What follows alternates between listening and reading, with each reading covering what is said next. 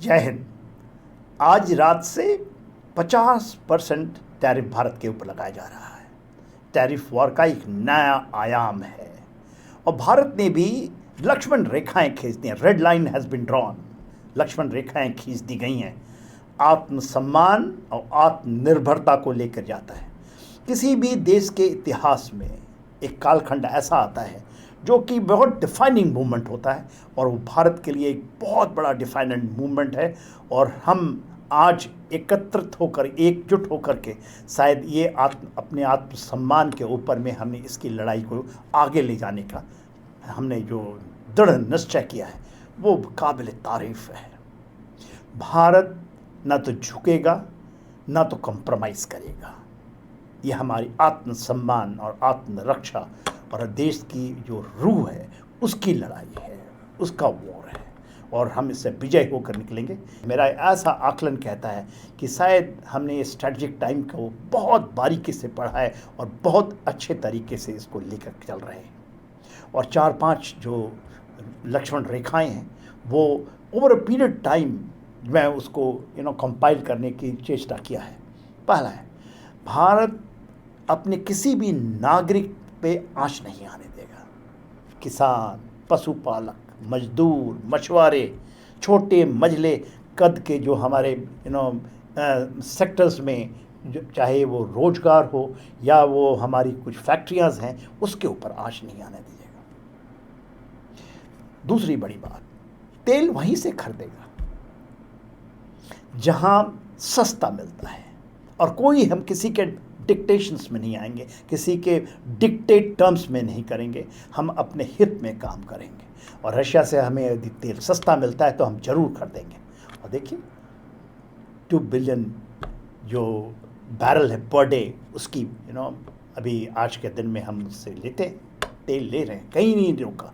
कितनी आपके ऊपर जोर लगा दी गई, 25%, 50%, 100% सैंक्शन, यहाँ क्या क्या नहीं बातें हुई।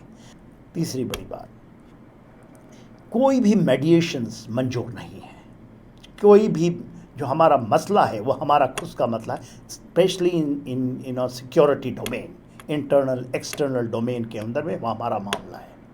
और हम किसी के दबाव में, किसी के कहने पे हम किसी के मध्यस्थता नहीं चाहते हैं। It is absolutely a red line which has been drawn.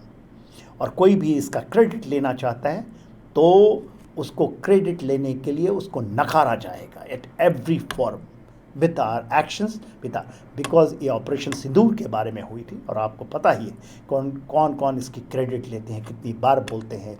और ये एक न्यूक्लियर वॉर और उसके बाद में जो आपका सामने का दुश्मन है वो भी इसकी चीज़ उठा करके हाथ में हाथ मिलाता है और अपनी उल्लू सीधा करने के लिए यहाँ तक कि नोबेल प्राइज़ की बात होती है। तो उस चीज़ को तो एब्सोल्युटली क्लैरिटी है।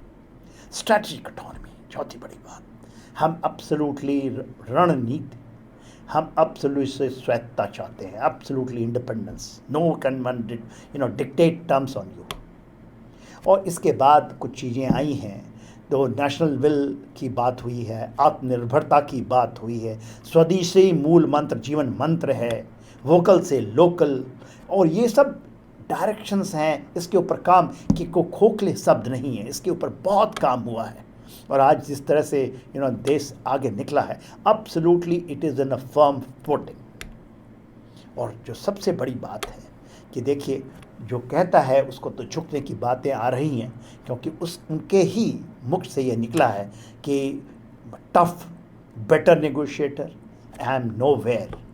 और एक खबर आ रही है और जर्मन न्यूज़ का ये खबर है कि 4 time they have tried to contact और उनको मना कर दिया गया है कि नो, ये नहीं है, बातचीत नहीं होगी, कुछ बातचीत नहीं होगी।